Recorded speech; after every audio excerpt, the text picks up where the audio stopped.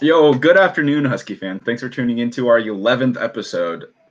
That went by real quick. Your 11th episode of Husky Dash with your hosts at Nathan Mathisen and myself at 9 3/4. Today we're going to be diving into some freshmen that we think will have the biggest impact in this upcoming season.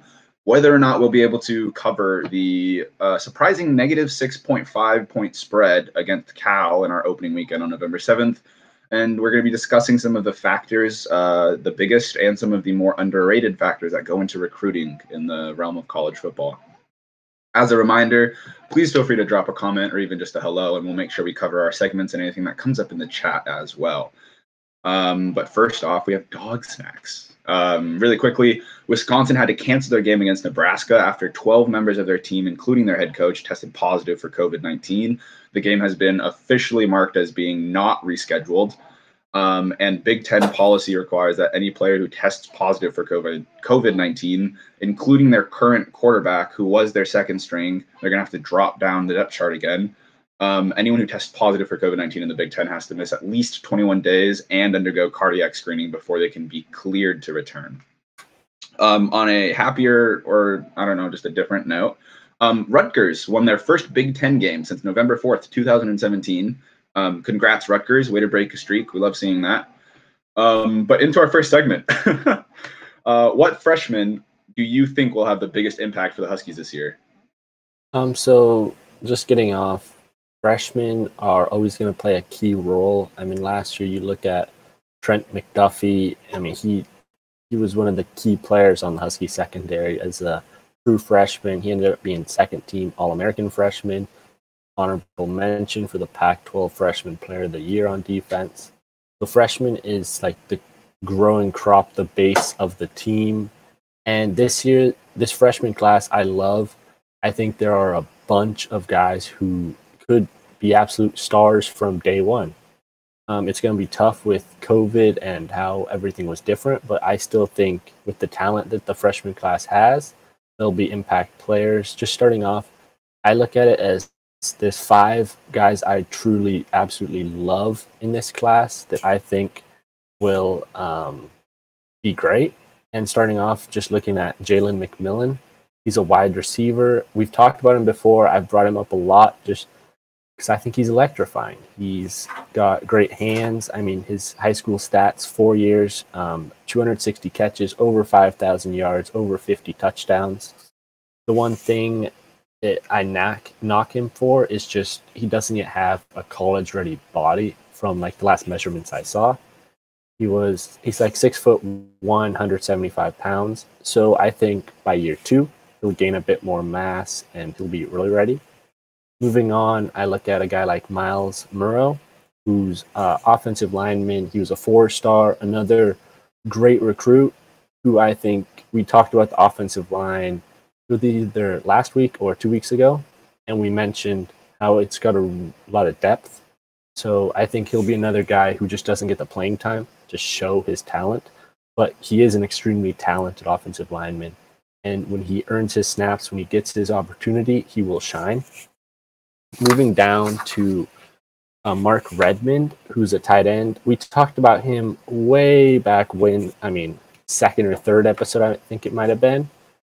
And what I really love about him is just he's a tight end. He's got great length. I think he's about 6'6".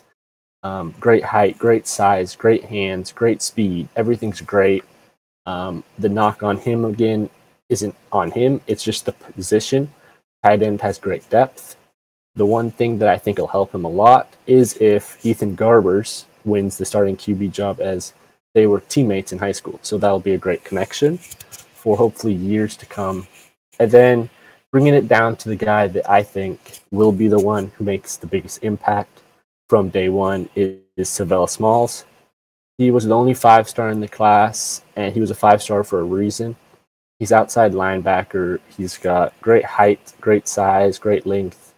I mean, he can play stand-up outside linebacker. He can play with his hand in the dirt. He can really do it all from that position, drop back in coverage, rush the passer. And the thing with him then at the outside linebacker position, the Huskies are lighter than they were supposed to be. They lost Joe Tryon to the NFL. He opted out. So they actually only have 6 outside linebackers on the roster, and only one of them is is a senior, no juniors, and then there's a few sophomores and a few freshmen.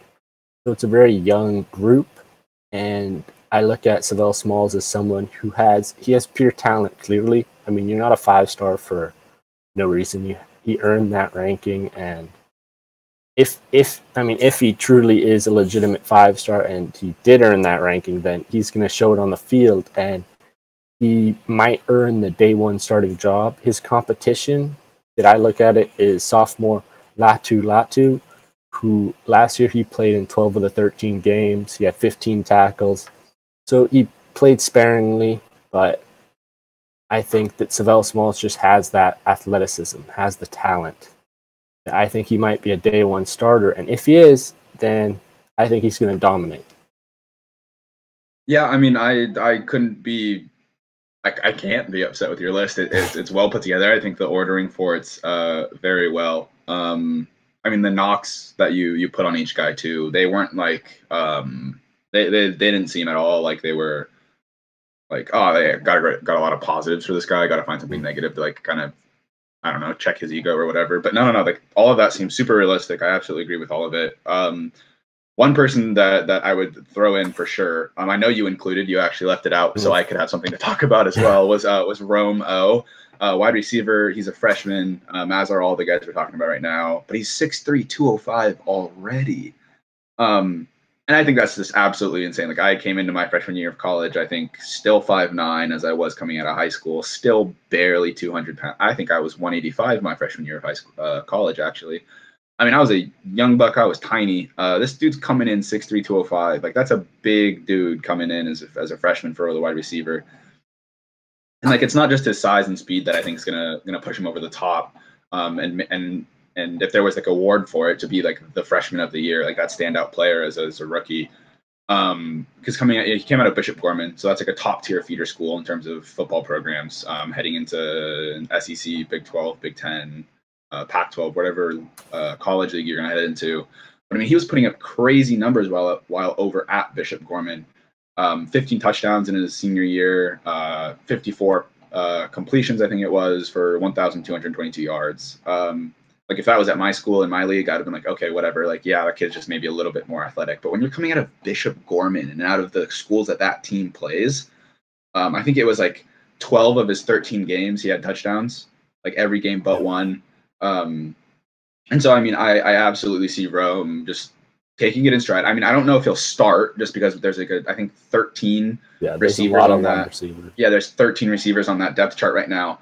But when I didn't think he was going to start, and then I started looking through each of those receivers and seeing like the output they've put out in the previous years with the Huskies, what they've been doing, their size, their speed, kind of like where, like kind of trying to gauge where Rome is going to come out in terms of this crop of athletes. And when you go through person by person, there's not that many standouts, which is one, a worrying fact, but two, in terms of Rome's case, it's good news. It means he's probably going to get into that starting rotation, if not that second rotation of receivers. And he doesn't have, I don't want to say there's nobody to compete with because these are all superb athletes. I mean, they're on a college team. I'm sitting in a desk talking about them. So, but his level of competition, I feel like, is going to be a little bit lower than what he would have seen, what the coaches would have seen, what the other players might have wanted to see. And I think that's going to put him in an amazing position to not only head into the first game, if that's not his first game, but to head into his first game, to make an impact, to put up some numbers, and to show that, yeah, he might be fresh out of college, but I mean, he's ready to play. And I think he's going to be the one to do that, and he's going to have one of the greater impacts for what seems to be a mildly lacking receiver group. Yeah, I can't disagree with you there. I told you before that I really like this kid, and something just to highlight his physique and his pure speed that he has. You mentioned how he's 6'3", 205, and that's great size. But then the speed he has, you didn't mention. In high school as a senior, he was a track star and actually won the 4A state title at the 200 meter and then the 4x100 relay. He's got pure speed to go along with the size. I mean, he's going to be a deep threat. He's going to be an end zone or red zone threat. Overall, I can't wait to watch him on the field. Yeah, I mean, it's for anyone out there who might be doubting us, like, it's not just us that are saying these things. It's not just like the other teammates that are saying it. I mean, like, the coaches are just repeated praise throughout fall camp. The wide receiver coach, Junior Adams, who also recruited him, said size, speed, and athleticism were his like 3 key factors, and that when Rome did get the ball in his hands, and this is a quote, he always made the first person miss. Jimmy Lake's talking the guy up, saying he's tall, he's fast, he plays with a defensive mentality, he's a tough young man, showing that and more in camp. And one of the interesting things that piqued my interest, at least, was that Lake said that he's definitely made some big time plays against some of the good and better DBs that are on our team, which I think is it's just superb to set him up as a freshman receiver, to already be having that kind of praise coming out of your coaches and your teammates around the board throughout fall camp. Nothing but praise for the young man. Wish him well. I hope he does really well in this odd season, for lack of a better word. Heading into is there anyone else you want to touch up on before we head into our next segment? No, I think we covered the main guys that we feel could make a huge impact. I mean, there's a lot of freshmen, so one of those other guys we didn't mention might make an impact, but these were just the guys that we think have the best shot. Absolutely. So heading into our second segment about whether or not we're going to be able to cover the 6.5 point spread this opening weekend against Cal. For anyone watching who doesn't know what point spreads are, much like me about a week ago when I didn't know what point spreads were either. Point spreads are essentially the point difference you're going to see from each team. The negative number next to the team shows how many points they should be up by the end of the game. Surprisingly, I think it was Bet Online or some website like that with a bunch of like couch quarterbacks who do betting results and whatnot for people. They listed us as being up 6.5 points by the end of the game. Some background on that, the series record for us versus Cal has been 52, 41, and 3, with us leading. We've lost the last 2, and we've lost 3 of the last 5. Prior to that, we were on a 6-game win streak. That's about it for history between us and Cal. Nathan, you think we're going to do well? You think we're going to fail? You think we're going to make some people happy, or are we going to upset some people? So I'm not a betting man, but I don't think the Huskies quite cover the spread. I look at recent games against them you touched on. The last 2 games, the Huskies lost to Cal, and then the point differential in those games were a combined 3. Last year we lost by 1. The year before we lost by 2. I think this game's going to be more of the same. I do think the Huskies will win, but I think it'll be a field goal game. I'm looking at it as maybe 17-14 Husky win. I see the Cal's advantage, probably clear advantage, is at the quarterback position with Chase Garbers, their quarterback, who happens to be Ethan Garbers, the Husky true freshman quarterback's brother. So, I mean, maybe we get a brother versus brother week 1. That would be wild. But just with Cal, Chase Garbers, he's a veteran quarterback. He's been on their team for a few years. He's done good. And then we look at the Husky quarterback situation. I mean, Jimmy Lake, as just today at the press conference he said they're still giving equal reps to all 4 quarterbacks. They don't yet know who's going to be the starter. He said at the scrimmage tomorrow, 9 a.m., after that, he'll figure out who the starting position is, but he won't announce it before the game. So going into that game at 7:30 will be the first time we know who the starting quarterback is. And I look at, so Cal's got the advantage there, but then other positions, I think UW might have the advantage on most of the other positions. Just especially in the secondary is where UW's clear advantage is, with Cal losing both their starting safeties, Jalen Hawkins and Ashton Davis. And when you're in a game like this, this has been the longest layover time, I guess, between games these players have ever had, probably, from when they were playing Pee Wee football. I mean, the season ended last year in December for most of these people, so they haven't played a game of football since then.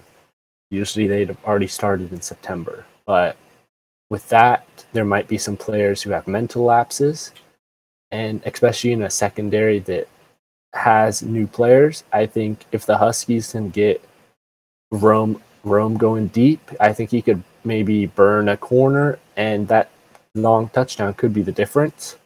So I think it's going to be a close game. It's going to come down to which team makes the least amount of mistakes. And Yeah, with UW, absolutely. Sorry, I didn't mean to cut you off. I was just trying to agree with you there. Like what you were saying was straight facts. But yeah, just to jump on that, it's going to be just an incredibly close game. I mean, you mentioned it, we lost by 1 last year, lost by 2 the year before that.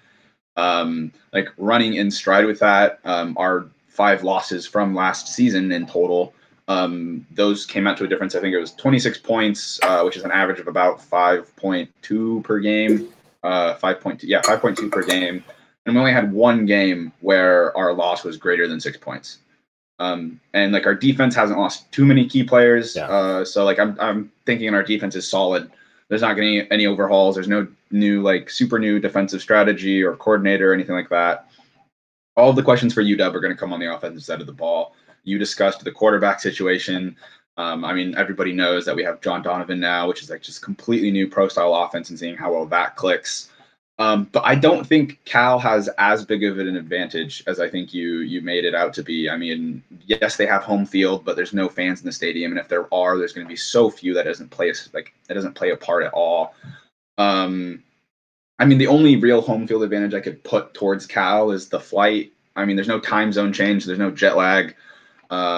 Maybe you get cramped up on the flight. I don't know. Is UW as superstitious about the turf monster as the 49ers were in week 2 of the NFL? Let's pray that doesn't happen, because he was out and about and attacking everybody in week 2 of the NFL. But for this Cal game, it's such a tough decision. I've been trying to figure out for the past hour and a half, I think, leading up to this episode and this segment, about what side of this I'm leaning on. And it honestly comes down, I think, personally, to that old adage where like every coach has described it. If you've played football, if you've been around football long enough, you've heard it. Every football game comes down to like 3, 4, 5 plays. You don't know when they're going to happen. You don't know where they're going to be in the game. You don't know how long they're going to be. You don't know what side of the ball you're going to be on.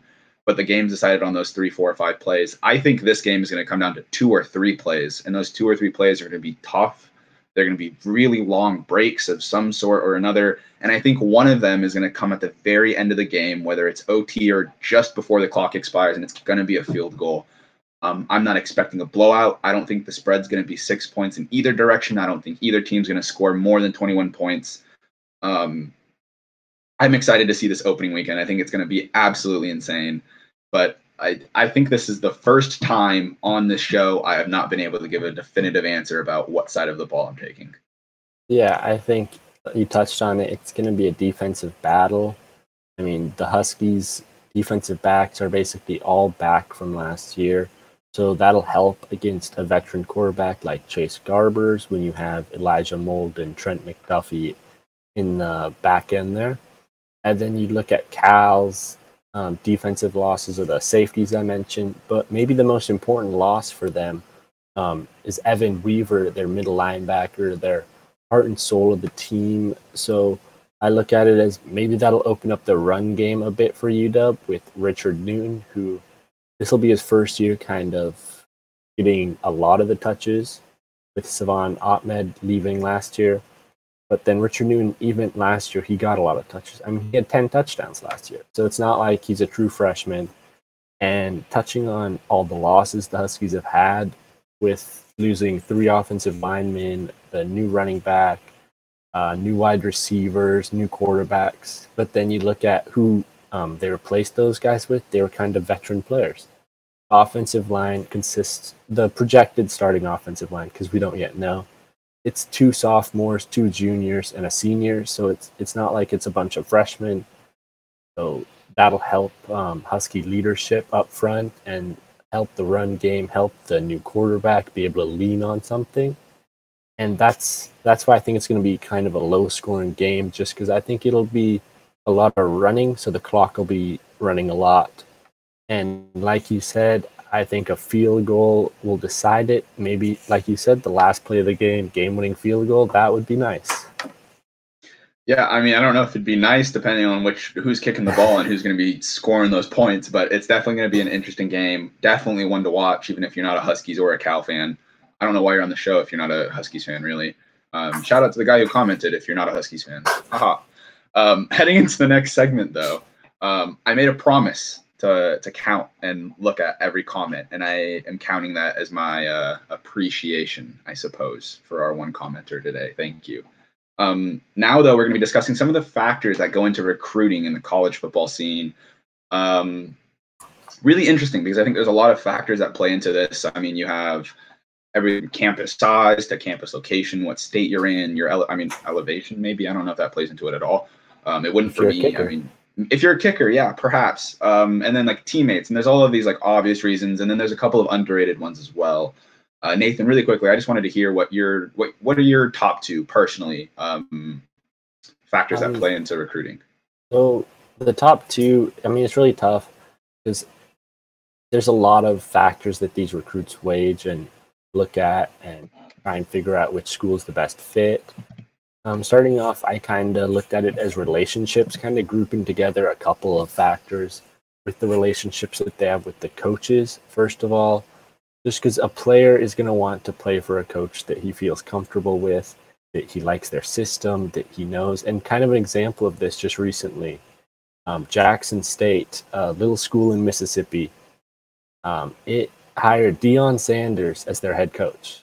I kid you not, 36 hours after that, a 3-star or 4-star, I think 3-star from Mississippi State transferred. He said, I want to go play for primetime.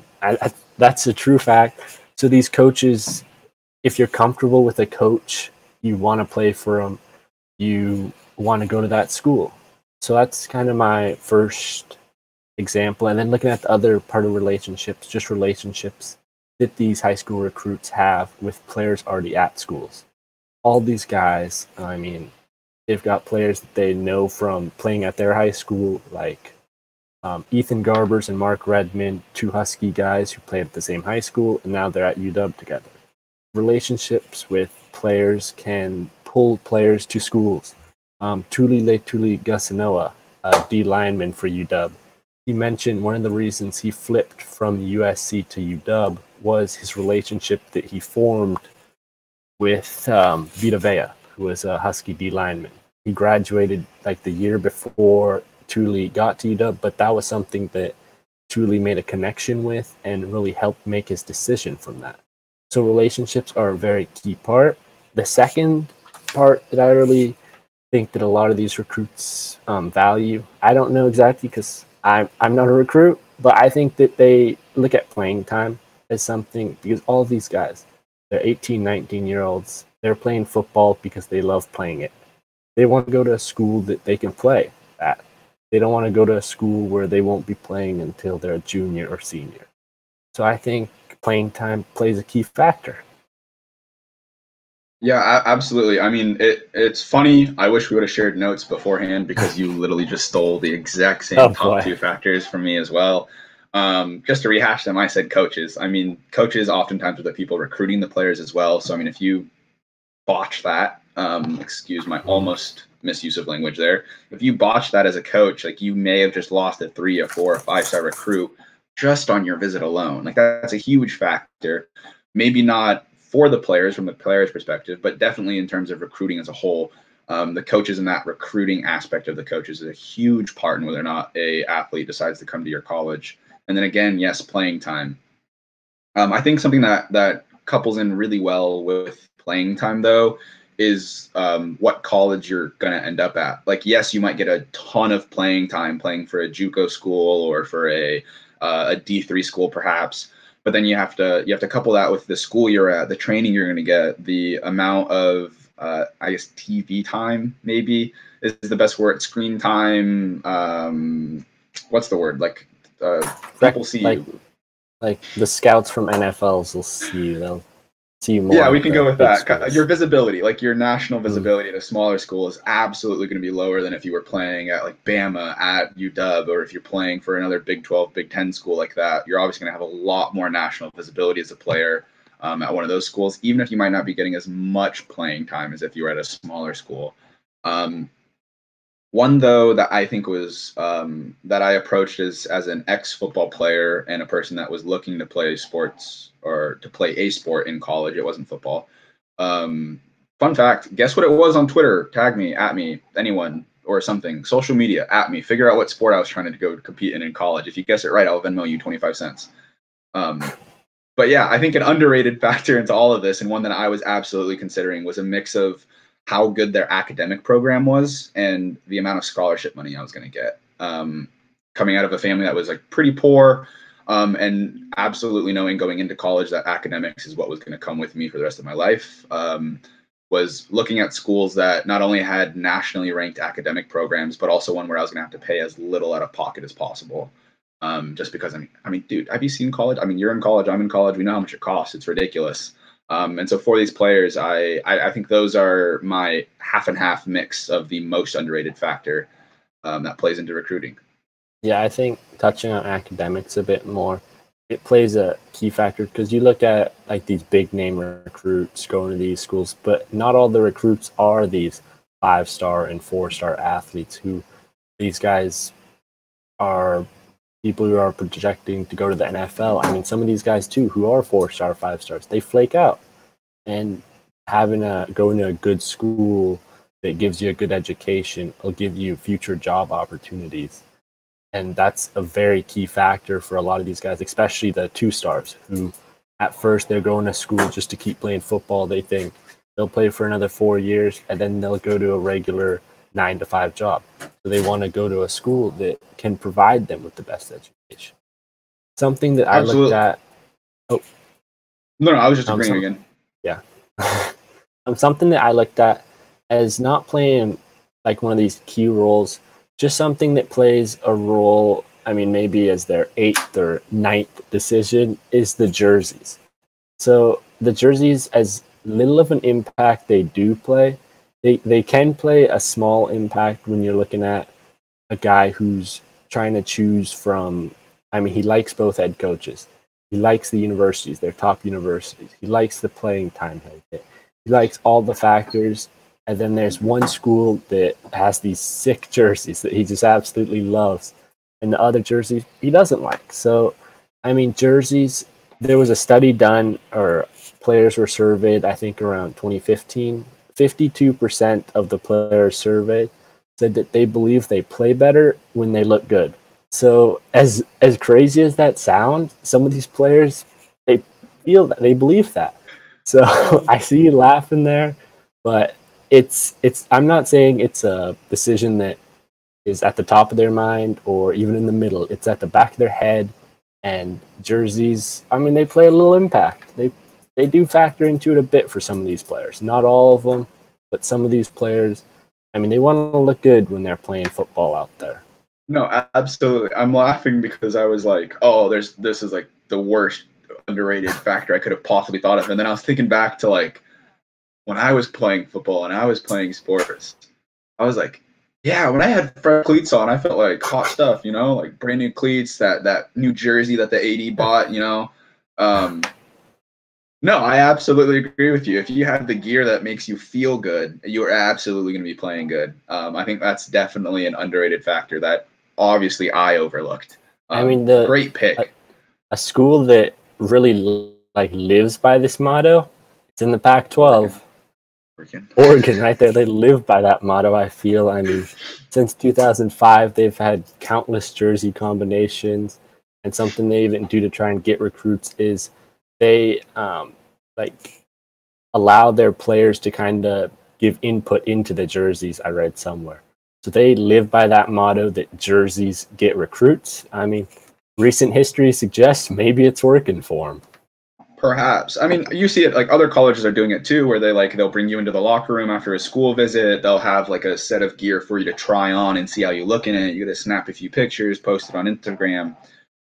So the schools absolutely know that the players are thinking about this. And like at the end of the day, if like two schools are pretty evenly matched in terms of everything else, it might end up coming down to, hey, how do I look in the jersey? Great pickup. I absolutely think you took that one away with your pick. Academics and scholarships might have been a little square for my underrated pick. But yeah, I've got to give it to you on that one with the jerseys and the look, because I absolutely overlooked that. Okay, yeah, that just about finishes up all the time that we have for today. Once again, I'm Joseph Claypoole, and this is Nathan Mathisen. You can follow us on our different social medias with the ads that you see on screen right now. Again, we're just a small part of the Dash Sports family. So if you'd like to meet the rest of the crew, please check out our website, dashsports.tv, as well as our partners' website, sportspac12.com. At that one, where you can also read further into segments from our weekly shows. All of the ones from our show are actually written by Nathan, so please give that guy a shout out, read some of his stuff. It's really good work. If you'd like to revisit the best moments of today's episode, please head over to our website where you can find clips, quips, tips, rips, terrible jokes, and as many full episodes as you can stand, all in one place, all for free, dashboards.tv. We'll see you next week, but for now, this is Husky Dash signing off.